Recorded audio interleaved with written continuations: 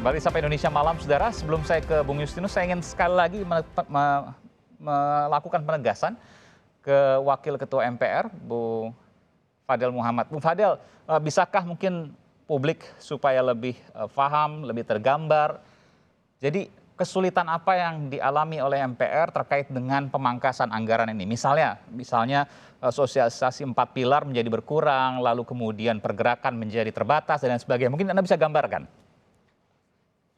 Jadi yang pertama,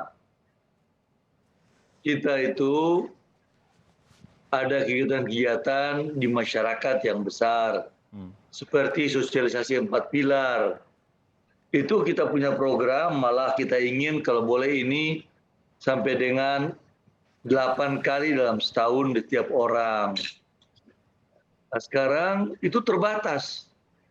Kemudian ada kunjungan-kunjungan dapil, ada kunjungan-kunjungan tertentu. Perlu saya sampaikan bahwa kita itu punya anggota 711 orang, anggota DPR dan anggota DPD itu di bawah MPR. Ada kegiatan-kegiatan penelitian, apalagi sekarang kita sedang lagi rame-ramenya mempersiapkan untuk PP, untuk haluan negara, pokok-pokok haluan negara yang diminta oleh partai-partai yang ada, dan masukan begitu banyak dari masyarakat. Tidak cukup uangnya, Bung Fadel? Tidak cukup uangnya itu? Cukup. Itu uang hanya untuk yang diberikan sekarang, hanya untuk digunakan selama 6 bulan saja. Maka selama 6 bulan berikutnya itu, hampir semua anggota MPR tidak ada kegiatan. Tapi kebetulan anggota-anggota MPR adalah anggota DPR dan DPD, jadi mereka di kegiatan masing-masing di sana. Ini kita bicara 2022 maksudnya ya? 2022 ya? Sangat terbatas. 2021 kemarin. Oh, berarti 6 bulan terakhir ini nggak ada kegiatan sama sekali? Kurang, hampir nggak ada kegiatan sama sekali. Oke. Kita udah jelaskan, kita bolak-balik bicara sama dirjennya, kita bicara iya. Tapi ya bicaranya normatif seperti begitu. Dan 2022 belum ada tanda-tanda ada perubahan, sama dipangkas seperti 2021 ini. 2022 lebih dipangkas lagi. Lebih dipangkas lagi.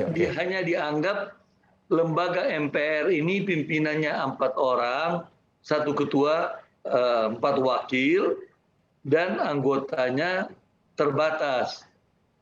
Tidak dianggap apa-apa. Kegiatannya pun tidak ditambah dan sebagainya, malah dipotong 2022 dibandingkan dengan institusi yang lain, legislatif yang lain gitu. Bahkan Anda katakan lebih dipotong ketimbang legislatif yang lain, ketimbang DPR misalnya. Iya betul. DPD misalnya DPR. Secara sendiri ya. Saya ke Bung Justinus. Benarkah seperti itu? Apa yang kemudian akan dilakukan oleh Kementerian Keuangan terkait dengan keluhan yang disampaikan oleh pimpinan MPR, Bung Justinus? Baik, terima kasih Bung Aiman, Pak Fadel, sekali lagi terima kasih untuk penjelasan dan respon Bapak. Kami dapat memahami. Sekali lagi kami sampaikan memang ini karena situasi dan kondisi yang extraordinary. Jadi kita semua memang terpaksa harus melakukan penghematan di sana-sini demi memastikan rakyat menjadi prioritas. Dan kami juga memandang, tadi sampaikan Pak Fadel betul, anggota MPR adalah anggota DPR dan anggota DPD. Di kedua lembaga tersebut, masing-masing anggota yang terhormat tetap mendapatkan haknya, mendapat alokasi sesuai dengan APBN. Nah, kami juga memahami dan mohon juga dipahami oleh seluruh masyarakat Indonesia, mekanisme APBN itu sudah terikat pada siklus yang ditentukan undang-undang. Kita ingat ketika tahun 2019 MPR yang baru itu terbentuk, kita sudah ada APBN lama. Lalu APBN tahun 2020 pun juga sudah diputuskan pada waktu itu. Sehingga kita mengikuti dan ada pandemi. Nah, kami berharap nanti dengan arahan Bapak Presiden, arahan Menko Perekonomian dan pimpinan MPR DPR, kita bisa duduk bersama Pak Fadel. Mudah-mudahan concern dari para pimpinan MPR juga kita coba upayakan jalan keluar tanpa mengurangi governance akuntabilitas APBN kita, sekaligus seperti disampaikan Bapak Presiden, tahun 2022 APBN kita itu zero based budgeting. Bagaimana dengan pertumbuhan belanja yang semakin kecil dapat menghasilkan outcome yang semakin besar. Nah, di sini diharapkan memang inovasi terobosan dari semua pihak agar setiap uang rakyat yang dibayar dari pajak yang kita gunakan itu betul-betul akuntabel dan membawa manfaat bagi seluruh rakyat Indonesia. Insya Allah. Demikian. Zero waste budgeting, jadi nggak ada yang kebuang tuh ya?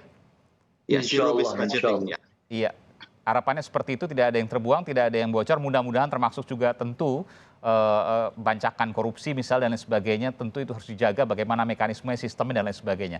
Terakhir Bung Fadel, sudah ketemu, ada konsensus, tinggal kemudian bagaimana hasilnya? Saya kira bagus. Jadi apa yang disampaikan tadi dari Kementerian Keuangan, kita akan duduk kembali, kita akan bicarakan lagi agar supaya kita ini kan sama untuk menyelenggarakan pemerintahan yang baik, dan kita memahami keadaan dan kita mengikuti. Kami rutin ketemu dengan Presiden dan sebagainya. Mudah-mudahan kita duduk lagi, kita hanya mohon ada waktu bicara dengan Menteri Keuangan. Ingat, setiap kami bicarakan dengan Dirjen Anggaran, dia mengatakan, saya ini hanya tunggu kebijakan Menteri Keuangan. Wah, saya tidak bisa bikin apa-apa. Oh, saya mohon maaf, saya tidak mengerti semua. Tunggu kebijakan Menteri Keuangan. Ketika kita ingin bicara dengan Menteri Keuangan, kita atur, batalkan. Kita sampaikan, nggak dianggap. Nah, ini yang membuat timbul perasaan-perasaan yang tidak enak lah. Di pimpinan MPR itu kan, misalnya Saudara Muzani itu kan sekjen daripada Partai Gerindra, Basara, pimpinan ketua di PDIP, semua itu kan tokoh-tokoh partai yang senior. Jadi Pak Fadel juga sempat di partai senior. Saya wakil ketua di Golkar, 4 kali pengurus DPP Golkar. Cuma sekarang saya dipilih dari DPD menjadi wakil ketua di MPR. Jadi kita di MPR itu senior. Dan selalu kita berusaha menjaga situasi politik agar pemerintahan Jokowi itu berjalan dengan baik. Baik, tentu ini menjadi pemahaman sendiri Pak Fadel, Bung Fadel, terkait dengan pemotongan anggaran, meskipun juga ada fakta bahwa ada pandemi, tentu ini bisa jadi jalan tengah, duduk bersama, nanti kita akan lihat bagaimana saya kira bagus, kita duduk bersama. Kita siap, kita ingin duduk bersama, kita ingin supaya kita menjalankan pemerintahan dengan baik. Terima kasih. Baik, terima kasih Bung Fadel Muhammad. Pak Julius. Pimpinan dari Majelis Permusyawaratan Rakyat, dan juga Bung Justinus Prastowo, staf khusus Menteri Keuangan Republik Indonesia. Terima kasih Bapak-Bapak, sehat selalu.